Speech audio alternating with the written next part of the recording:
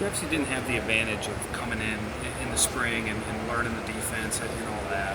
How have you kind of just been able to put yourself in a position to get meaningful snaps here when I'm sure a lot of what you're doing right now is getting thrown into the fire and kind of learning on the job? Yeah, it's honestly just really a lot of hard work, coming in extra.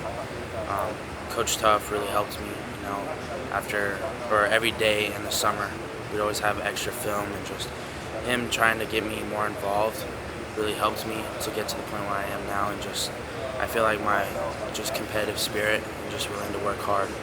Remember during the early signing period when Coach Fickle talked about you, he mentioned that he was a little worried about you ending up signing just the way things were going last season, but you always kind of stayed locked in with him. Can you kind of explain that decision to stay firm to Wisconsin? There's some other big schools checking on you during the season, kind of seeing that things weren't going well for this program. Yeah, I mean, I'm huge on loyalty, and that's what I saw this program was. Every player here just are huge on loyalty and just are committed here. I would have never left if I even still had the urge. Like, I never had the urge to leave.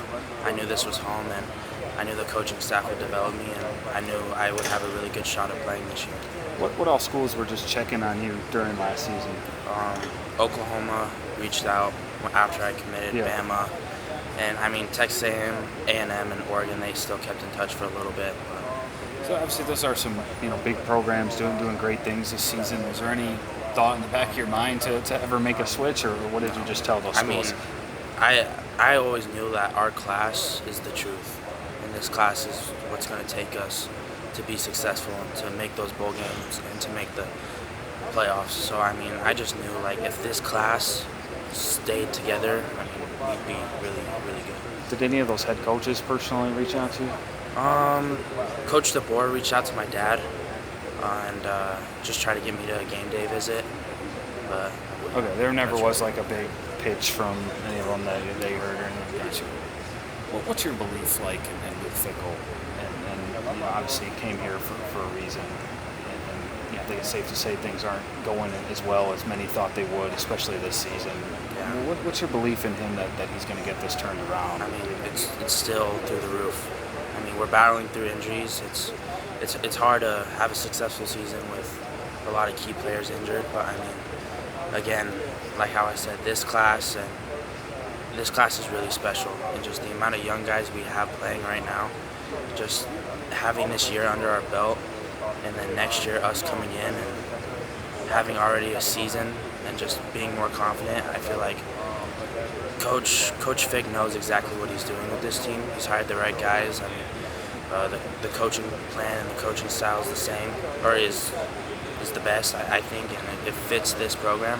And I honestly just think, like, it's going to work out. It's just patience. So a lot of true freshmen, get the benefit of redshirting, and they can kind of take their time with the playbook. Obviously, it wasn't your goal.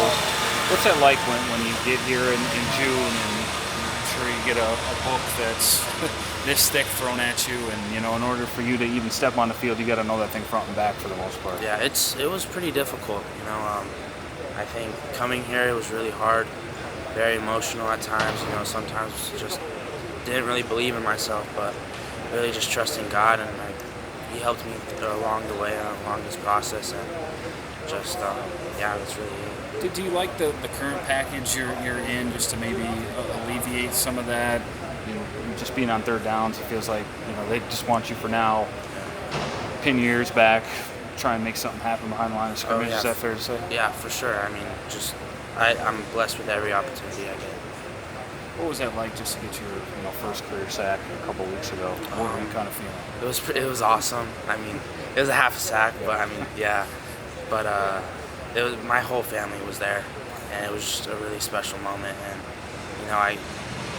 I got my first sack, and now it's even more and better things. So just gotta keep going on.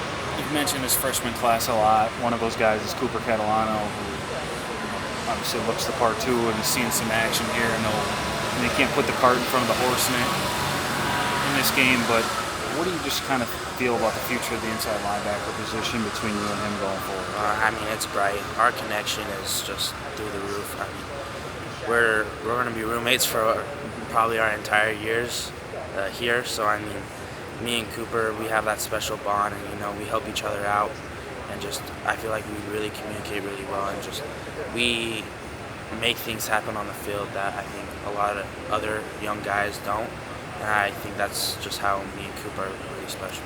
Not a lot of guys, come out of New Mexico and play at this level, and maybe you talk about a state like Wisconsin. A lot of those guys can have trouble with this jump, to the Big Ten.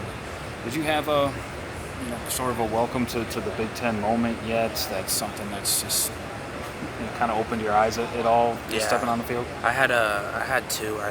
My first fall camp practice, I was with the exchange scout defense and tackling Yak, tackling Yak and just bouncing off him.